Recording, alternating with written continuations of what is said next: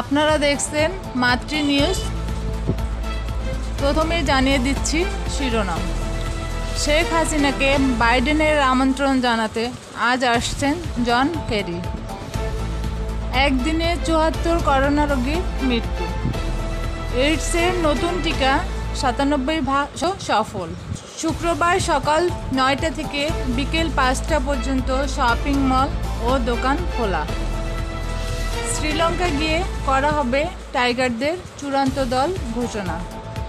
বিস্তারিত জানানোর আগে অনুরোধ জানাচ্ছি, নতুন ভিডিওগুলো আগে পেতে আমাদের চ্যানেলটি সাবস্ক্রাইব করুন ও বেল বাটনটি অন করে দিন। এবারে বিস্তারিত। শেখ হাসিনাকে বাইডেনের আমন্ত্রণ জানাতে আজ আসছেন জন কেরি। মার্কিন যুক্তরাষ্ট্রের প্রেসিডেন্ট জো বাইডেন জলবায়ু বিষয়ে একটি আন্তর্জাতিক সম্মেলন আয়োজন করতে যাচ্ছেন। ভার্চুয়াল এই সম্মেলনে শেখ হাসিনাকে আমন্ত্রণ জানানোর লক্ষ্যে আজ কয়েক ঘন্টা সফরে আসছেন মার্কিন প্রেসিডেন্টের জলবায়ু বিষয়ক বিশেষ দূত জন কেরি। ২২ ও ২৩ এপ্রিল জলবায়ু বিষয়ক সম্মেলনে আয়োজন করতে যাচ্ছে যুক্তরাষ্ট্র। এতে প্রধানমন্ত্রী শেখ হাসিনা সহ বিশ্বের ৪০ দেশের রাষ্ট্র কিংবা সরকার প্রধানকে আমন্ত্রণ জানানো হচ্ছে। একদিনে ৭৪ করোনা রোগীর মৃত্যু।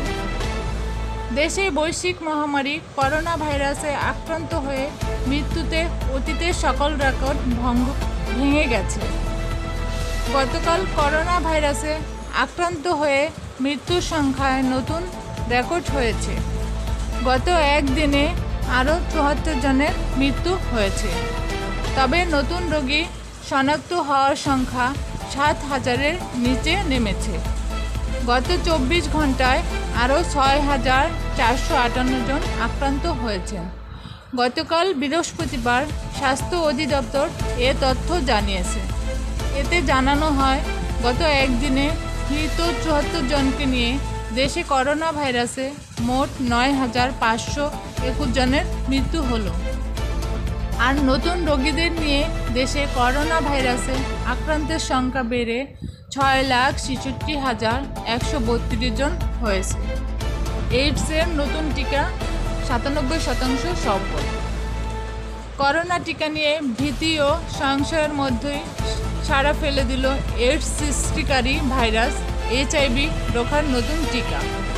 মানুষের উপর পরীক্ষা বা হিউম্যান ট্রায়ালের প্রতিষেধকটির সাফল্যের হার ৯৭% বলে উদ্ভাবকের। তাদের কথায় HIV রোখার এই টিকা মানুষের শরীরে অত্যন্ত বিরল একগুচ্ছ প্রতিরোধী কোষকে ইমিউন সেল জাগিয়ে তুলতে ৯৭% ক্ষেত্রে সফল হয়েছে। দেহের স্বাভাবিক প্রতিরোধী ব্যবস্থার এই বিরল কোষগুলো মানুষের শরীরে HIV ভাইরাসের বিরুদ্ধে শক্তিশালী প্রতিরোধ গড়ে তুলতে মূল ভূমিকা রাখে। এই নতুন টিকা যৌথভাবে তৈরি করেছেন যুক্তরাষ্ট্রের সান ডিয়েগোর স্ক্রিপস রিসার্চ ইনস্টিটিউট এবং HIV টিকা প্রস্তুতকারী অলাভজনক সংস্থা international AIDS vaccine initiative IAVI এর বিজ্ঞানীরা। মানুষের ওপর পরীক্ষার প্রথম দফায় এই টিকা ৪৮ জনের ওপর প্রয়োগ করা হয়েছে বলে স্ক্রিপস রিসার্চ ইনস্টিটিউটের পক্ষ থেকে গত বুধবার জানানো হয়েছে। গবেষণার ফল ঘোষণা করা হয়েছে ইন্টারন্যাশনাল এইডস সোসাইটির HIV রিসার্চ ফর প্রিভেনশন শীর্ষক ভার্চুয়াল সম্মেলনে। শুক্রবার সকাল ৯টা থেকে বিকাল ৫টা পর্যন্ত শপিং মল দোকান খোলা। কঠোর স্বাস্থ্যবিধি মানা সাপেক্ষে চলমান বিধিনিষেধের মধ্যে শুক্রবার ৯ এপ্রিল থেকে শপিং মল ও দোকান সকাল ৯টা থেকে বিকাল ৫টা পর্যন্ত খোলা থাকবে। এই নির্দেশনা দিয়ে বৃহস্পতিবার ৮ এপ্রিল মন্ত্রিপরিষদ বিভাগ থেকে সব মন্ত্রণালয়ের সচিব সিনিয়র সচিবদের কাছে চিঠি পাঠানো হয়েছে। আগামী ১৩ এপ্রিল পর্যন্ত এই সিদ্ধান্ত কার্যকর থাকবে বলে নির্দেশনায় উল্লেখ করা হয়। এবারে খেলার খবর। শ্রীলঙ্কা গিয়ে করা হবে টাইগারদের চূড়ান্ত দল ঘোষণা। শ্রীলঙ্কা সফরের জন্য মূল স্কোয়াড নয় 21 সদস্যের প্রাথমিক স্কোয়াড নিয়ে যাবে বাংলাদেশ ক্রিকেট দল। আজ কিংবা আগামীকালের মধ্যে প্রাথমিক দল ঘোষণা করা হবে বলে জানিয়েছেন প্রধান নির্বাচক মিনহাজুল আবেদিন নান্নু। শ্রীলঙ্কার বিপক্ষে আইসিসি টেস্ট চ্যাম্পিয়নশিপের শেষ দুটো ম্যাচ খেলতে আগামী 12 এপ্রিল বিশেষ বিমানে দেশ ছাড়ার কথা রয়েছে বাংলাদেশ দলের। তবে এই বিশেষ বিমান কিংবা চার্টার্ড ফ্লাইটে 21 সদস্যের বড় প্রাথমিক দল নিয়ে শ্রীলঙ্কা সফরে যাবে বাংলাদেশ ক্রিকেট দল।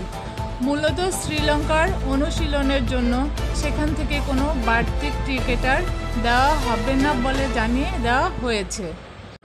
এমনকি টেস্ট সিরিজের আগে একমাত্র প্রস্তুতি ম্যাচের জন্য স্থানীয় দল না পাওয়ার 21 সদস্যের বড় দল নিয়ে যাবে নিশ্চিত করেছেন প্রধান নির্বাচক মিনহাজুল আবেদিন নান্নু। ফলে নিজেদের মধ্যে ভাগ হয়েই টেস্ট সিরিজের প্রস্তুতি সারতে হবে তামিম মুশফিকদের। সবশেষে শিরোনামগুলো আরেকবার।